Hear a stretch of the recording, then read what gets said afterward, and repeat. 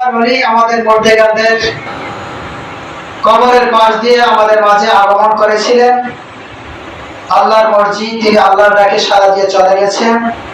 আজকে তার জন্য খাস করে দোয়া হবে, সবসময় দোয়া হবে, আজকে খাস করে দোয়া হবে। আল্লাহ পাক রব্বুল আলামিন তাকে যেন জান্নাতের আলা মাকাম দান করে, বলেন আমিন। আমাদের ছাত্র হিজবুল্লাহ বকুলবাড়ি ইউনিয়ন শাখা একজন কর্মী সদস্য ছিল জনাব মোহাম্মদ বেলাল হোসেন, গত কয়েকদিন আগে ইন্তেকাল করেছেন। আল্লাহ যেন তাকেও জান্নাতুল ফেরদাউস দান করে, বলেন আমিন। তার জন্য দোয়া হবে। বিশেষ করে আমাদের উত্তরসূরি যারা আছে, মুসল্লিরা যারা ইন্তেকাল করেছেন, এলাকার মুরব্বীদের জন্য দোয়া করবেন, আল্লাহ যেন তাদেরকেও জান্নাতবাসী করেন, বলেন আমিন।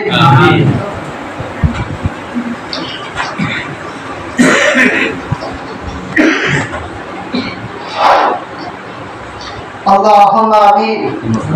اللهم صل صلاة دائمة مقبولة تؤدينا بأنها حقه العظيم.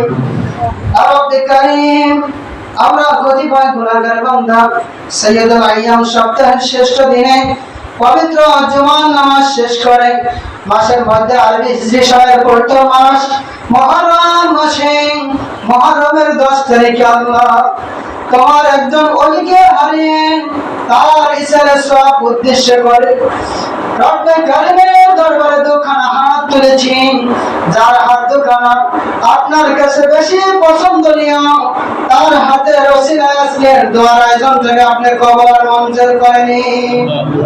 আর রব্বে কারিম, ইহাতে যত সওয়াব হয়েছে तमाम সওয়াবের হাদিয়াগুলো লক্ষ কোটি গুণে বাড়াইয়া বিশ্ব নবীজি তাজদারে মদিনা হুজুর আকরাম সাল্লাল্লাহু আলাইহি ওয়াসাল্লামের রূহে আর সওয়াবগুলো পৌঁছায় দাও। আজকে হুজুর আহলে আওলাদগণ ফাতেমা বিনতে জোহরা, ইমাম হাসান হোসেন রাদিয়াল্লাহু তাআলা আনহুমার রূহে আর সওয়াবগুলো পৌঁছায় দাও।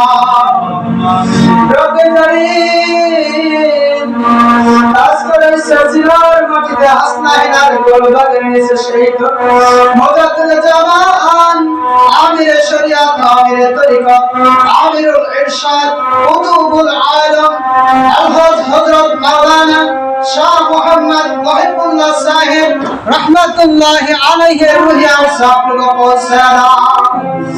আল্লাহ তার ওসিলায় আমাদের মধ্যকার সমস্ত কবরের আযাবগুলো তুমি মাফ করে দাও। তার কবর থেকে আল্লাহ রিয়াজুল জান্নাতে পরিণত করে দাও।